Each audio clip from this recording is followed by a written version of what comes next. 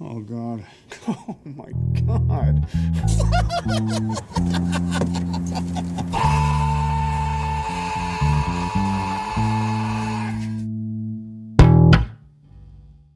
As someone who's raised pigs, and I don't want to get into it, yeah, pigs, they're biters. But they're also really smart.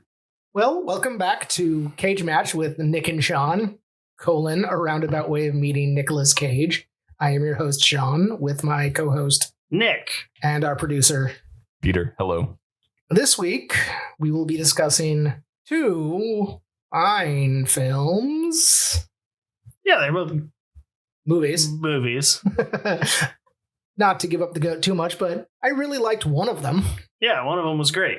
Somehow I feel like we're going to have different opinions of what's great, considering last week's episode. No, I think I'd be real disappointed if we didn't agree this week.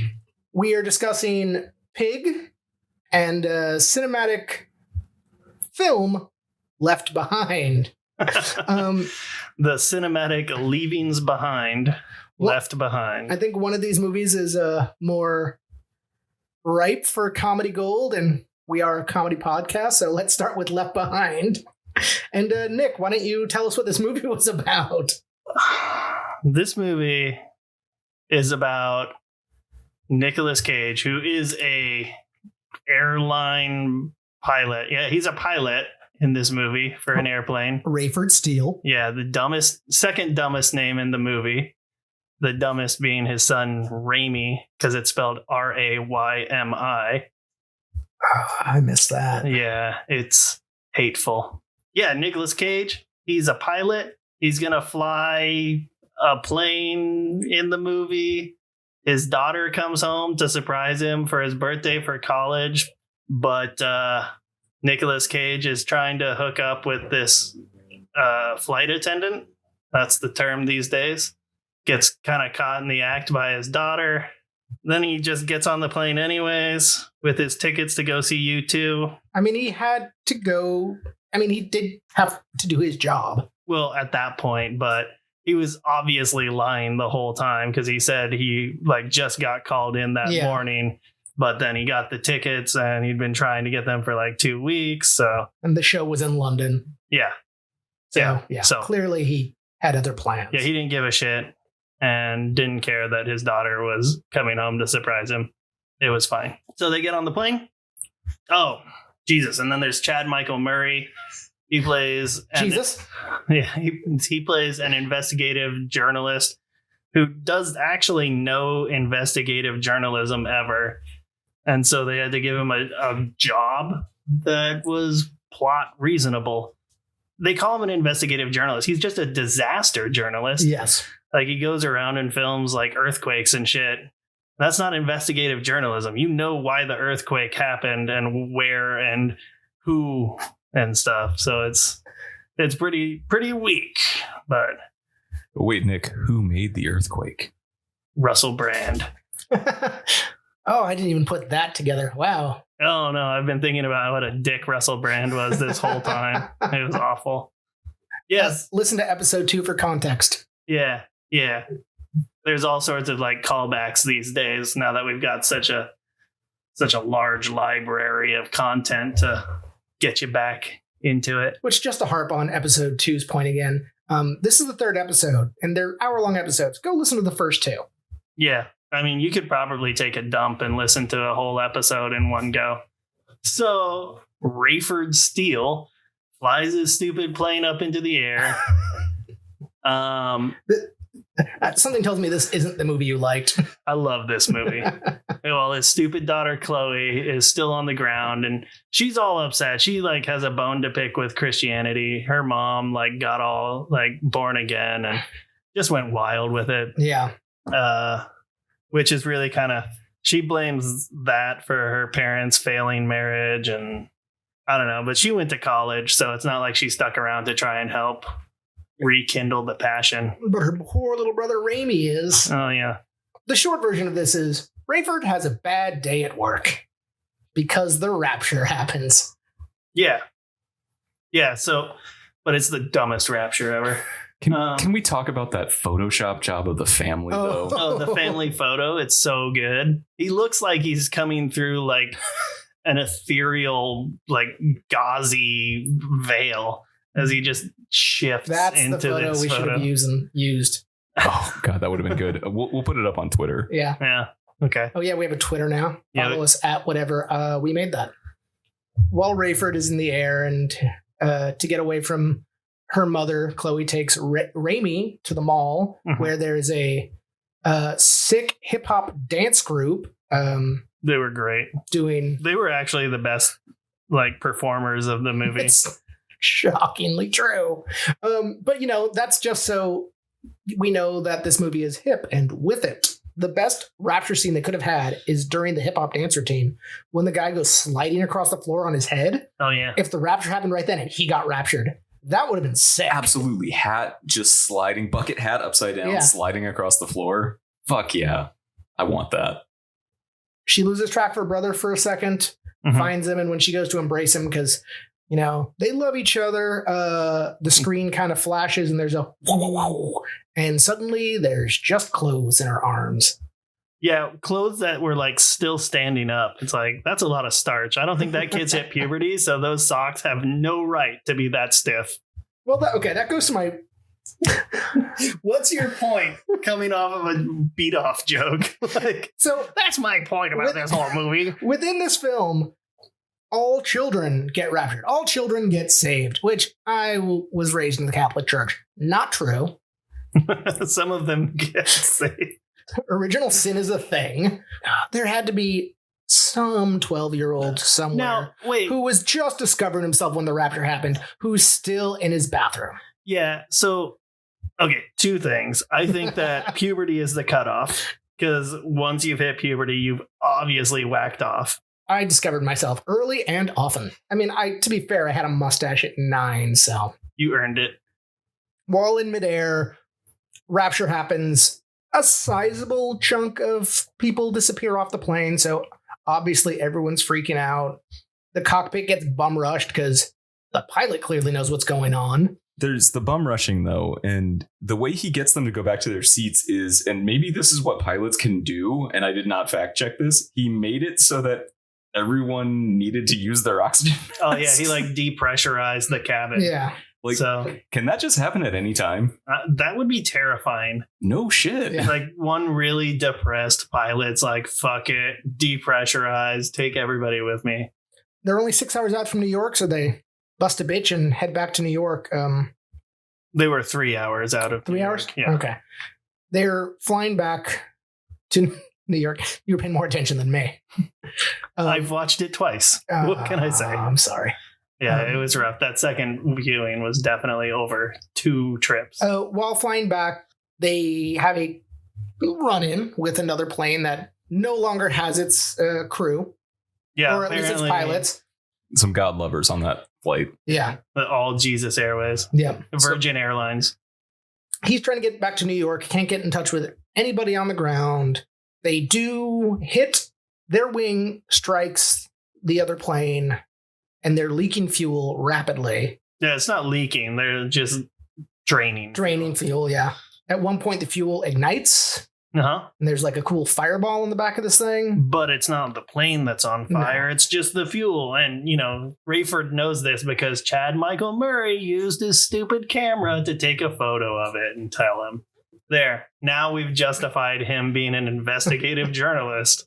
All the while, Chloe, who was holding the clothes, which I have to assume involves underwear, even though you never see underwear on any of these saved individuals.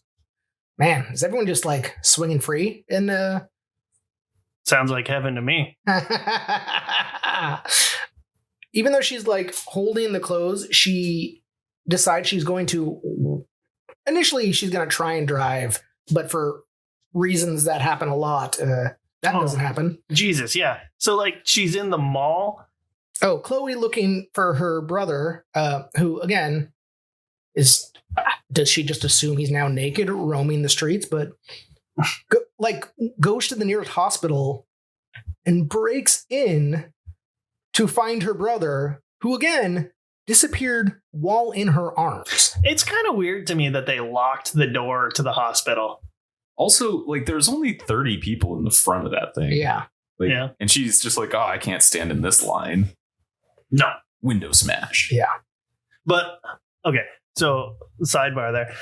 I like that she's just fucking rolling around and she looks at the TV and the news is up and it's like, chaos at the hospital. And the next scene, she's at the hospital. It's like her initial thought is just, oh my God, the hospital is off the hook. I gotta go there. Raimi could be there. It's like, why would Raimi have gone to the hospital? I hate her. Yeah. Oh, and she sees the ambulance and is like, is he in there? Oh, yeah. Is it Raimi? And the cop's like, get the fuck back. It's like, the only time I've respected a cop is when he tells her to back the fuck up. It's like, God damn. This movie sucks. She makes her way home to find her mom was ready because her mom was like warning her about the rapture at the beginning of the film. And then right when it was time to go up, her mom was like, I'm going to clean myself for Jesus. Takes a shower. So, no clothes left behind, just the necklace that Chloe made, which was a plot point. She would have been real, like, moist, though. Like, she was raptured wet. Yeah. Damp for Jesus. Damp for Jesus. Leah Thompson, too, from Back to the Future. Mm-hmm. Yeah, it was a rough time, I guess, in 2014. Okay, so, yeah, she goes to the hospital, not there. Goes home, not Goes there. home. Mom's jewelry is just sitting in the shower. Oh, did we neglect to say she was in the shower? Was I just talking about how wet she was for no reason? No, we talked about that. She was in the shower, got raptured. Gets a voicemail from her dad, who has a satellite phone. Yeah, because he's a pilot. He's a pilot. And Chad Michael Murray also has a satellite phone. Because he's an investigative journalist. He's an investigative journalist. Also, we forgot to mention that Chloe and Chad Michael Murray's character, Buck, met in the airport and kind of hit it off. Yeah, including after she blows him off, he gives her a kiss on the cheek because that's a completely normal thing to do to a stranger. But she gets a voicemail from her dad. If you're Joe Biden, I guess. The second the airplane... Topical humor. I'm the Murphy Brown of podcast. She gets a voicemail from her father, which is right before the impact with the other plane. So she thinks her dad's dead. So she does the only logical thing left. Walk to a bridge and climb to the top of it. Oh, yeah. All the while, back in the air, Buck and Rayford, I keep wanting to say Raymond, but Rayford, yeah, I know, try to keep the crew and the passengers of the flight together and safe, all while quickly running out of fuel, going down. This movie goes out of its way to introduce characters that this is all Christian propaganda. I missed that part. So it goes out of its way to introduce characters that clearly aren't going to get raptured. It takes an hour for the rapture to happen. Yeah. Okay. Yeah. It's a full hour before anybody gets raptured. But they seem to go out of their way to be like, see, we're not judging people, but the one actual God-fearing character on the plane doesn't get raptured, who just happens to be Muslim. I mean, he probably did something else in his life. What about the old lady? Her husband got raptured. That was fucked up. So there's an old lady with dementia. Yeah, she's old, has dementia. Husband, I'm not going to say I'm buying into every stereotype, but he was Jewish. They made a Jewish stereotype. He got raptured, which I'm pretty sure is a New Testament thing. But the sweet old lady doesn't get raptured. Nope. Satanist. Yeah, she probably likes butt stuff. God hates butt stuff. Chloe goes to see her mother's pastor. Oh yeah. Pastor doesn't get raptured. He doesn't get raptured because you can't just say it. You have to believe it in your heart. Yeah. He stopped believing. Although I wanted to make some assumptions about him, but they weren't Catholic, so Raimi was probably fine. He's gonna talk in the same scene about how he doesn't believe, he doesn't feel it. But then he's also going to say, God took your mom and brother to save them and protect them. And it's like, well, which is it? Do you believe or not believe? Yeah. Well, you have to believe now. Do you? I mean, I don't. No. I believe less. Yeah. Oh. I believe in the power of good drugs. Yeah. So Rayford seems to be the only person who puts two and two together on the plane as to what's going on. Also the drug lady. Yeah, drug-addled British lady. Yes. But you can't trust a British person, so... Who was... And they don't. Rayford, though, his realization of it, he was just sort of like... It's like, well, it must be the rapture because my wife told me about... The rapture. Jesus. Yes. Yeah. And then But this is also... Co-pilot's watch has, of course, John 3:16 on the face of it. In like gold foil. Yeah, it was so bad. It's so shitty. That scene, it was killing me because he's like going through the wallet and just throwing random stuff. And one of the things he pulls out is like a laminated card that just says Visa on it. Oh, yeah. It just looks like the old like Visa logo in card form. It was, pretty good. At least we knew what it was.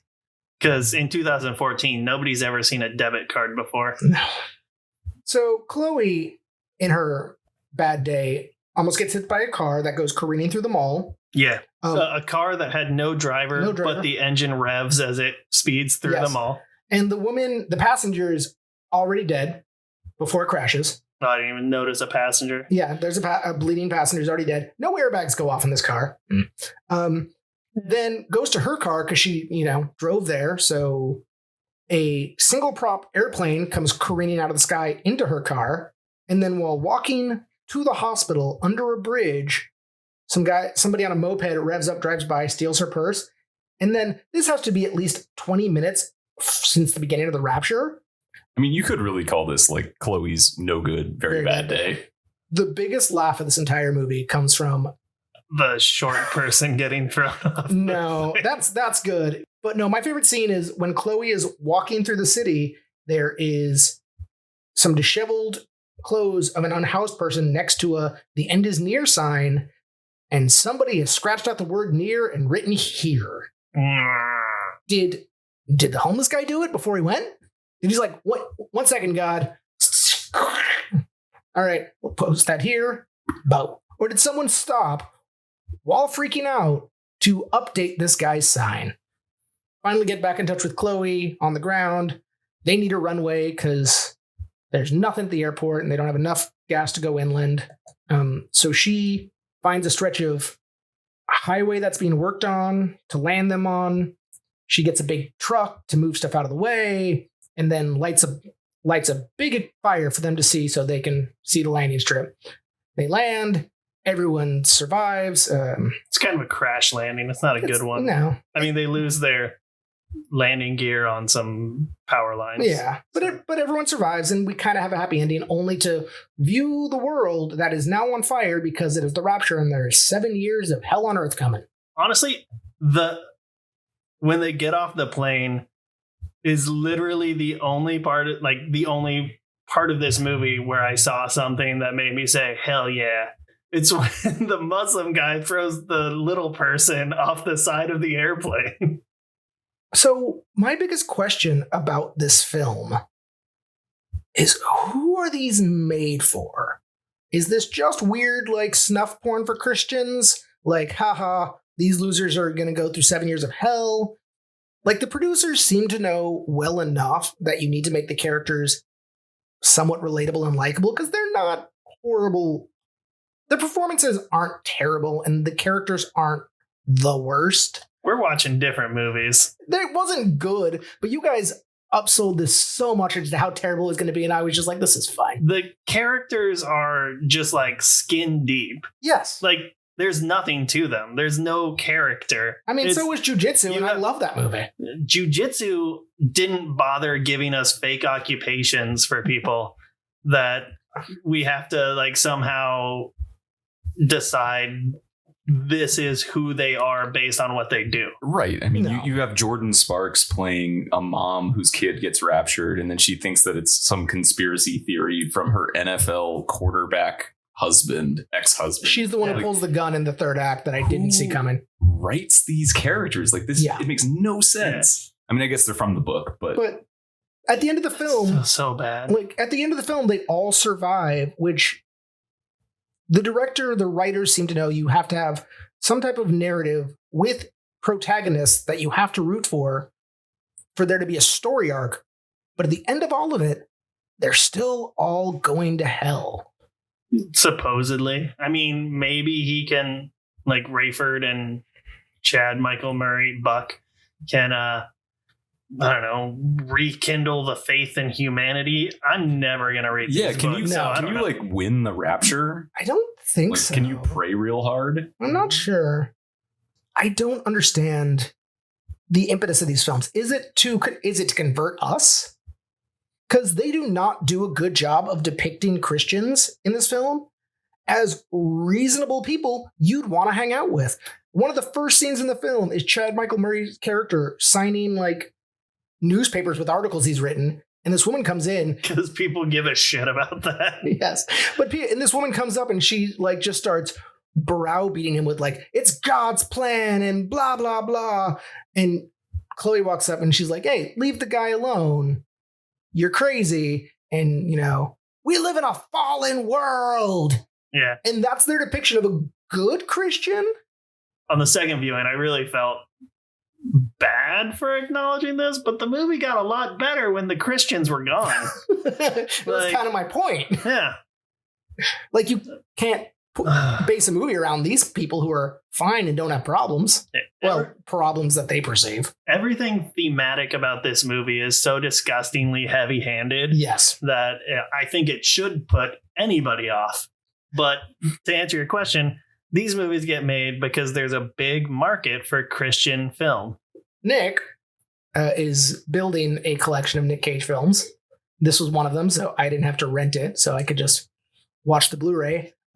There's one quote, there's one review on the back of the box that I'd like to read for you guys.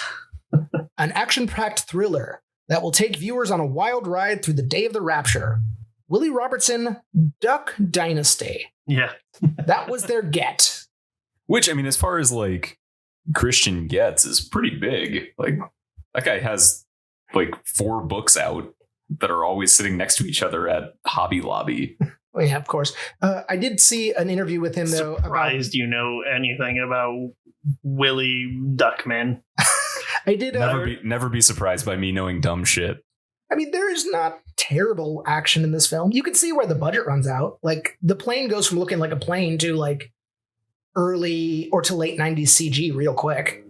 The director only has 6 credits on his IMDb for directing. He has a bunch in stuntman work and stunt coordination. Yeah, he's a stuntman. He's a stuntman. But his only other notable thing on his IMDb page is he directed an episode of the Young Indiana Jones Adventures. So that makes sense because he was a stuntman on the Indiana Jones movie. Yes. Right. So like his book, which I thought this is probably the most fascinating thing about this, is My Life as Indiana Jones, James Bond, Superman, and Other Action Heroes. Like, that fucking rules. This guy was just like a stand-in for everyone cool. That is pretty great. Yeah. These are the things you think about when you're bored. Yeah. And you're going to be bored a lot when you watch Left Behind. Basically, don't watch Left Behind. No. There is a Left Behind 2, Rise of the Antichrist, in pre-production right now. Directed and starring Kevin Sorbo as Rayford Steele. Oh, Jesus. Kevin Sorbo. Oh, God, that makes me infuriated. Right. I mean, we went from Kirk Cameron to Nicolas Cage, improvement, to Kevin Sorbo. Which is really worse than Kirk Cameron. Yeah. Yeah. Wow, that sucks. Yeah. Nick, this is a hard one for this. Jesus, I don't have a quote. Do you have a quote? No. I did have one quote, and it is not from the movie, but it is from Nicolas Cage being interviewed about this film while doing the press junket. And he was asked about how most actors would shy away from religious films. And his quote, trying to sell this film as something he cared about, was a thing of beauty. If you look carefully at my filmography, I do gravitate at times towards spiritually themed movies like City of Angels or Knowing, or even movies like Ghost Rider. Deep spirituality in that one, yeah. That made me so happy. When I was like, wow, you do not care. Oh my God. So yeah, that was Left Behind. It's a movie. It's a movie. Don't watch it. Anything else you want to say about it before we get to our second film? in the mall when everybody gets raptured, all the kids and stuff. There's kids' clothing falling from the ceiling. Why were the kids in the ceiling? Just parents that were sick of their kids that day. Dropping It could have been down. one of those cool malls that had like like a roller coaster. Did not appear to be one. I don't think there was anything cool in this movie. I agree. Except for the little person. But Pig, that's a movie too. That is a movie. And it's in fact a movie we're going to cover right now. Nice. It's a sad film, but for different reasons than Left Behind. I mean, and by that I mean it's a movie that is kind of sad and is emotional. Well, we're in serious movies right now. We are in serious movies. This is why we break them down and switch up, because some weeks are going to be harder than others. Looking at you, 9/11 film. Oh, that's coming up someday. But yeah, the long and short of Pig, Nicolas Cage plays a weird isolationist living out in the Oregon woods with his truffle pig. They have a great relationship. Pig even has its own little bed next to Nic Cage's. Nic Cage makes delicious foods and feeds his pig, and they have a great life together. Nic Cage plays Rob, and once a week, Amir, young businessman from Portland, comes to buy his truffles and bring him supplies. They don't seem to particularly like each other. Buys the truffles with supplies. It's like, here's some D-cell batteries for your ghetto blaster. Rob and his pig enjoy a nice little life together. One night, Rob lays his sweet head down when his door gets kicked in. Pig gets bagged, and he gets frying panned to the skull with an amazing Foley as he gets hit. Wakes up the next day, contacts Amir, who shows up in his yellow... I think it's a Camaro. It's Camaro. Shows up in his Camaro, is really angry that he has to like drive all this way, and takes Rob to the big city, to Portland. Well, he takes him on a circuit real quick to other truffle hunters and kind of gets like, because he had a brief description of the truck, a turquoise pickup. So they find the meth heads who stole the pig. Yeah, through a very short series of events, 2 stops, he finds the meth heads and confronts them, but they're like, "Oh, we don't have the pig anymore," and that's about all the help they were. So they return to Portland for Rob to introduce Amir to the seedy underbelly of the Portland restaurant scene, which involves literal underground fight clubs. Mm-hmm. Fight being a misnomer. Well, I mean, growing up in Portland and having worked in, 1 or 2 kitchens. Did you ever get just punched in the face for money? What? No. Obviously, if you were paying attention, the restaurant workers pay to punch homeless people. Oh, okay. Yeah, it was like a letting out frustration. Okay. Having to deal with rich fucks being in your restaurant, just being an asshole. It's still not a fight. Dealing with a uppity chef, all that kind of stuff. Still doesn't seem like a fight club. No, it's definitely just like buying the right to punch bums, knock a dude's teeth in, mm-hmm. who nobody's going to care about because he's a homeless dude and he just made $300. Yeah. Okay. This makes a little more sense. Yeah. I mean, it doesn't. It's horrible.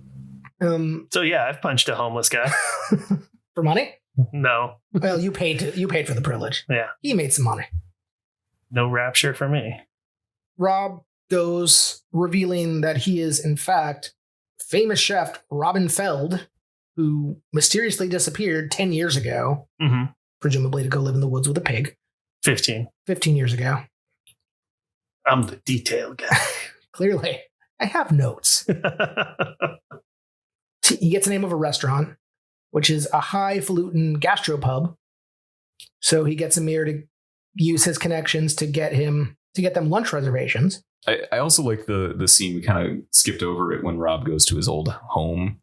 Oh, stranger danger. Yeah. That's a weird scene. That was a weird scene, but it did make me think like maybe Left Behind got it right. All kids do go to heaven because that kid fucking rules. Yeah, right. Yeah, there's a kid playing a handpan.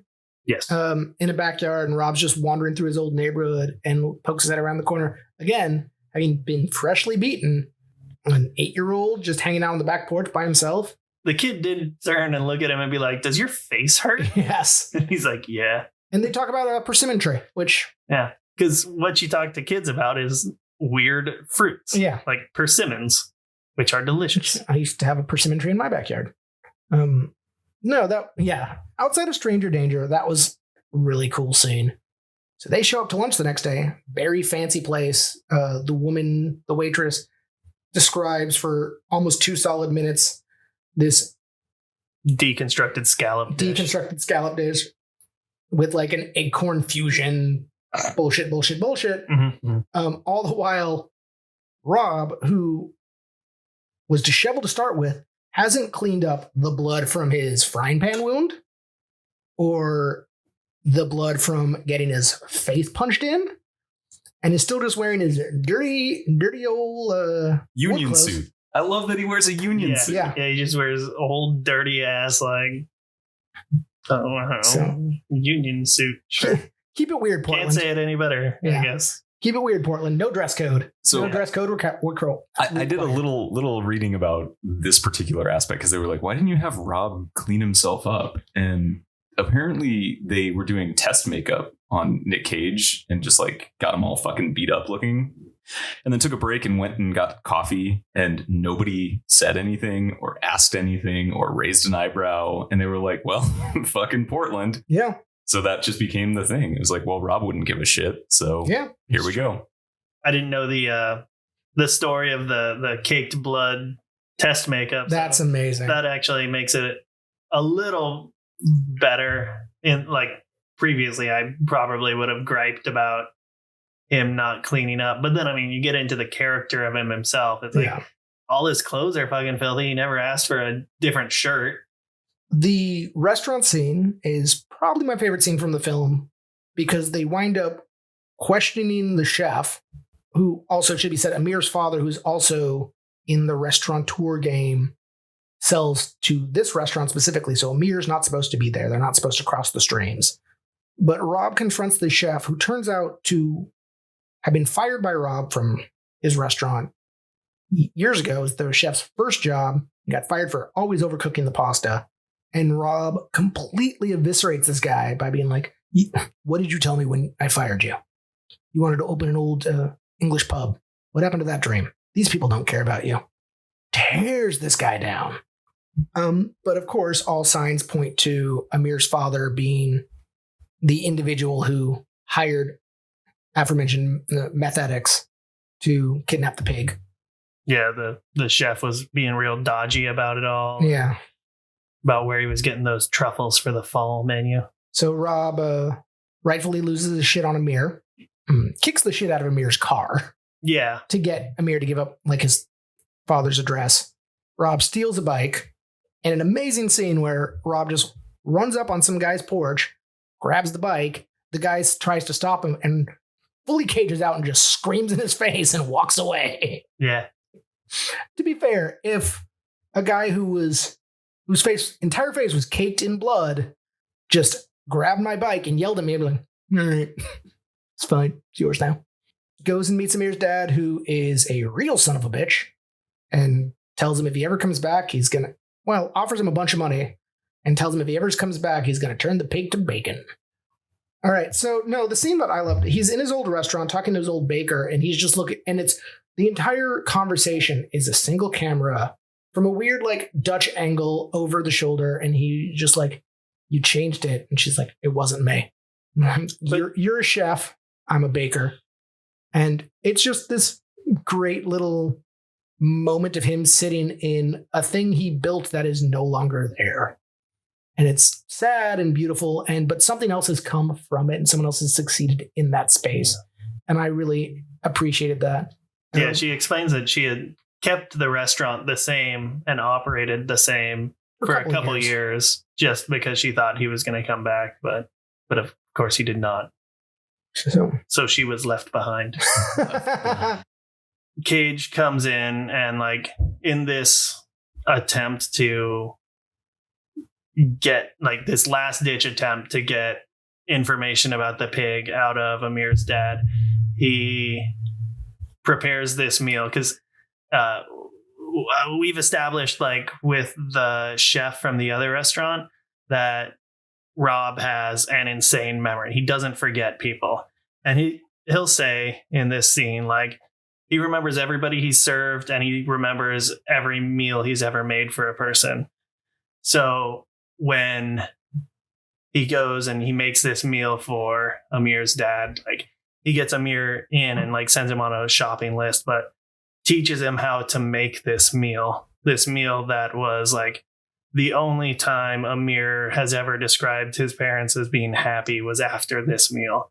So he's just, I don't think he's doing it maliciously. He's trying to, like, extend an olive branch. And he's like, hey, man, remember this really good time you had with your wife, who I do not know is just a fucking vegetable hospital room. And you get to see his dad go through, and you see him, like, try the different things. He eats the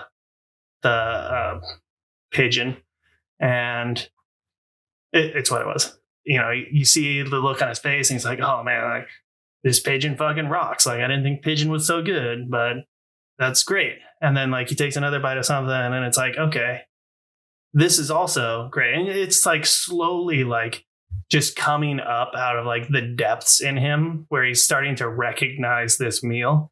And then he drinks this, like, special wine that Rob had Amir get from, like, his private, like, wine cellar. When Amir's dad drinks this wine, it's like everything just fucking comes back to him. And he's like, I know exactly when I had this meal. And it was the last good meal. So he drinks the wine and he's just like, fuck. He's just wrecked inside because all he can think about is now his wife and just this connection that the three of them had that can never happen again. Yeah. I think that was probably the more emotional moment for me. Yeah, that one hit for me too. And one of the pieces of that I thought was kind of interesting is that as Rob is pouring that wine, he says, your son found this. Yeah. He gives the kid the credit for everything. Yeah. So Rob, to rehumanize this person, reminds him of the one good meal he had with his comatose wife. Dad completely breaks down, loses his shit, only to reveal that the pig died. That it was the meth heads, as meth heads will be, we're a little too rough with it. I don't think it's that kind of roughness. I think they were just like, it doesn't matter. Yeah. They were shitty meth heads doing shitty meth head things, and they fucked this pig up. So yeah, Nic Cage loses his shit. And this is a perfect prime Cage opportunity to just let it out. It's a silent scene. Yeah, it's a sad man. Like real, actual kind of emotional grieving. Yeah. Yeah, this is a really stoic film. Yeah. I was kind of surprised that it didn't have more freak out moments. Like, he just, like, takes his lumps. Yeah. And, that's the most visceral scene for sure. Yeah. And it's silent. Peter and I saw the trailer for this film together for the first time. This movie was really kind of sold visually as man loses pig in John Wick's around Portland, and it is not that. No, it's a real, like, drama. Yeah, like, just real case study in, like, what are our relationships with food, animals, parents, significant others, and what do we do when they go away? It's a really beautiful scene where they're in a diner, and Rob says, I'm going to paraphrase here because I don't remember the exact quote, but, if I didn't go to Portland, if I didn't go looking for her in my head, she'd still be alive. And Amir's just like, but she wouldn't be. Rob goes, she wouldn't be. That's where the crying started. The last scene in this film is Rob returning back to his shack, playing a tape of his deceased wife that she recorded for his birthday of her playing guitar and singing I'm on Fire, while he sits on his bed and looks at his now deceased pig's bed. That scene kind of broke me. I cried a lot. and I hugged my dog for a solid 10 minutes. Yeah, so that's Pig. I thought it was a really solid movie. It's not perfect, but I don't know how you are with movies, Nick. Did this feel emotional to you? Did it hit? Do you have feelings, Nick? Do you have feelings? This is actually an intervention, Nick. The last 2 episodes have just been set up for this conversation. Just really to get me in here. Yeah. It's an emotional movie. I love my dog. I love my girlfriend. I could see myself feeling similarly if I had lost either. I think the most emotional part of the movie for me was when Nic Cage, because it's not like Nic Cage just makes this meal for Amir's dad. This whole relationship with Amir and his dad and mom is kind of set up, and Amir has said that his mom is dead. She killed herself, where we eventually do find out that she's just in a vegetative state. She's not even dead. He can't communicate, talk to her, or anything like that. And the father, I'm assuming, doesn't ever visit her. Well, and she's only alive because the father pays for the medical care. Right. Like Amir says, why won't Dad just let you die? I wish he'd let you die. Can we talk about Rob and Amir's relationship? Like how it grows from Amir's trying to start a business. Well, the first scene that you have Amir and Rob together, Rob doesn't talk to him. It's like he sees Amir showing up, gets the cooler with the truffles, sets it to the side, continues darning his pants while Amir comes up. It's pretty funny watching him in the background trying to walk around the pig without getting dirty. And he just hates the pig, keeps calling it a little fucker and things like that. And just comes up, is a loudmouth, gets nothing from Rob, sets down the cooler with his batteries and shit in it, batteries and flour. And then Rob just takes it and goes inside. And it's like, slams the door. Yeah. It's like a little, fuck you. And he's a big, he's concerned about disasters. Amir talks about we could just go to Mount Hood or whatever. And sorry, let me back up. Cage is talking about how there's going to be an earthquake every 200 years, and it's going to send a tsunami inland that's going to flood everything, presumably from the Cascades over. And Amir's like, well, we could go to Hood. And Nic Cage is like, Hood's an active volcano. And it's like, oh, fuck. That's pretty funny. To which Amir responds with, well, I'm not fucking moving to Seattle. And Rob goes, fuck Seattle. Yeah. That was pretty good. That's one of the most honest moments of the movie, because I don't know anybody in Portland who really likes Seattle, and it goes both ways. Fuck Portland. But then they really build into an actual friendship. Yeah. Where they kind of know and respect each other a little bit. When Amir drops Rob off at the end of the film, the last thing Rob says to Amir is, so I'll see you Thursday. And he's like, yeah.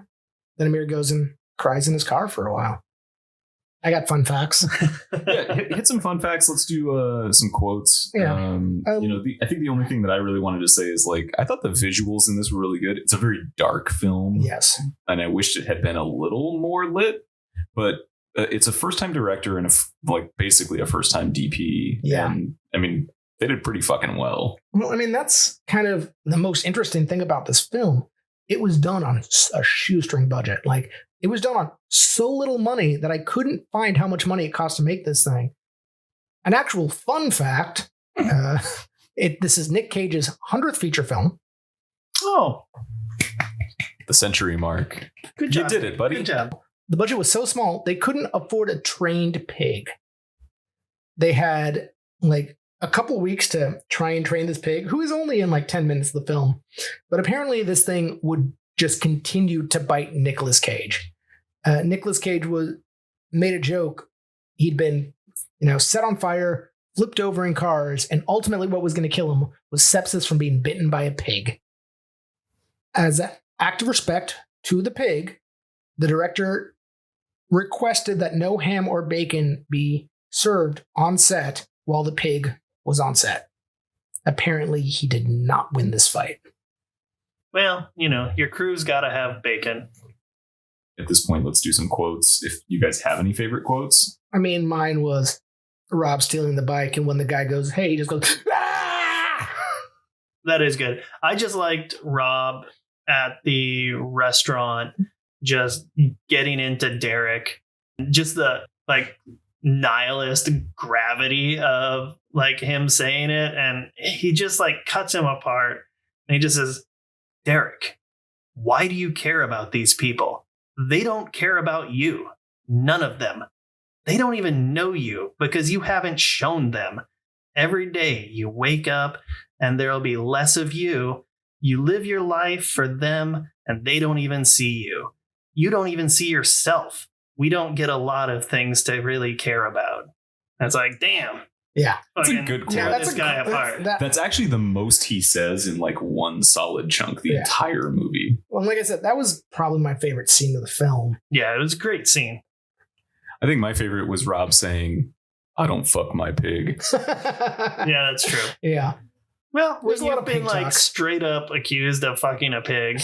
You gotta go to bat against that. Yeah, at least set the record. Yeah. Yeah, okay. So, that brings us to the point. This is a competition. So one movie has to advance. And one movie will be left behind.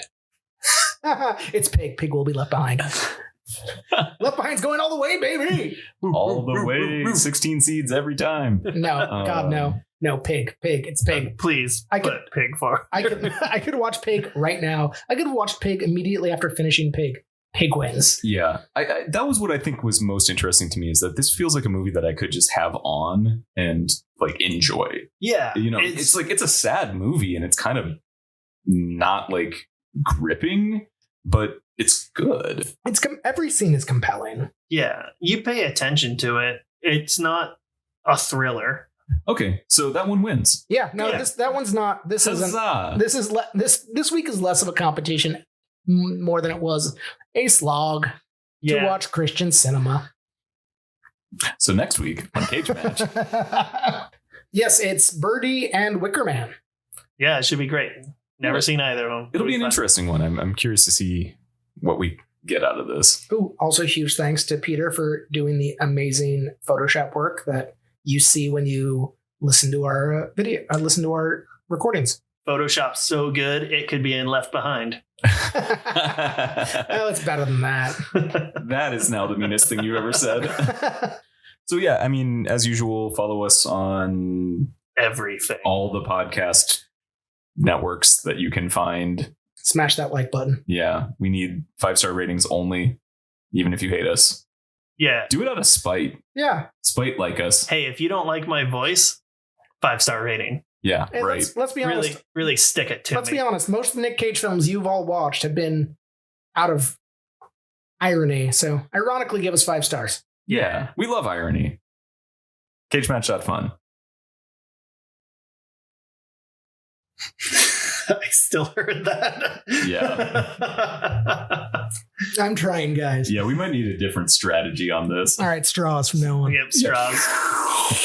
I apologize. We should we really just start. get dog bowls full of sparkle buddy. I'm telling you, ASMR channel. Yeah, that's great. We're no longer a sports podcast. We're now here for ASMR. Yeah. I'll ask my ex-spouse who listens to this what they think of the mouth noises. Oh God! Don't call them mouth noises.